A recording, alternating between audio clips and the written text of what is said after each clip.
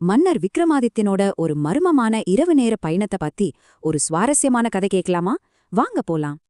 அன்னைக்கு நடுராத்திரி இருட்டுல ரோட்டோரமா ஒரு வயசான பாட்டி உக்காந்து ரொம்ப அழுதுகிட்டு இருந்தாங்க. மன்னர் இத பாத்துட்டார்.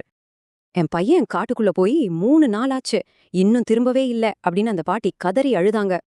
இத கேட்டதும் சொன்னார் பாரா மன்னர். உடனே தன் வீரர்களை கூப்பிட்டுட்டு அந்த கும்மிருட்டான காட்டுக்குள்ள கிளம்பிட்டார். அங்க பாத்தீங்கன்னா அடர்ந்த மரங்களுக்கு நடுவுல காத்த பயங்கரமா ஊளையிட்டு வீசுது. ரொம்பவே திகிலா இருந்துச்சு. அப்போ தூரத்துல ஒரு பாழடைந்த மண்டபம் தெரிஞ்சது. அங்கிருந்து திடீர்னு ஹஹஹான்னு ஒரு பயமுறுத்துற சிரிப்பு சத்தம்.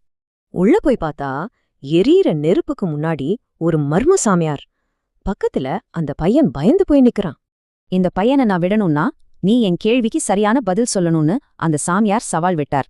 உண்மை மனச உடைக்கும், ஆனா பொய் சந்தோஷத்தை கொடுக்கும். இதுல எது சரி? இதான் அந்த கேள்வி. இப்போ நீங்களே கொஞ்சம் யோசிச்சு பாருங்க. இந்த மாதிரி ஒரு நிலைமையில நாம என்ன முடிவெடுப்போம்? நம்ம விக்ரமாதித்தன் மன்னர் என்ன செஞ்சார் தெரியுமா? கொஞ்ச நேரம் ரொம்ப அமைதியா நின்னு தீவிரமா யோசிச்சார். அப்புறம் மனசு உடைந்தாலும் பரவாயில்ல, எப்பவும் உண்மையதான் பேசணும், ஏன்னா உண்மை ஒரு நாள் கண்டிப்பா ஜெயிக்கும்னு கெத்தா சொன்னார். மன்னரோட இந்த பதில கேட்டு அந்த சாமியார் ரொம்ப அசந்துட்டாரு. சொன்னபடியே உடனே அந்த பையனையும் விட்டுட்டாரு.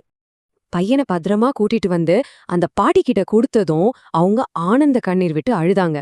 நேர்மையா இருக்கணும் அப்படிங்கிற இந்த உண்மையான பாடத்தை அங்க இருந்த மக்கள் யாருமே வாழ்க்கையில மறக்கவே இல்ல. சொல்லுங்க, கஷ்டமான நேரங்கள்ல மன்னர் விக்ரமாதித்தன் மாதிரி வலிக்கிற உண்மையை ஏத்துக்கிற தைரியம் நமக்கு வருமா? யோசிங்க.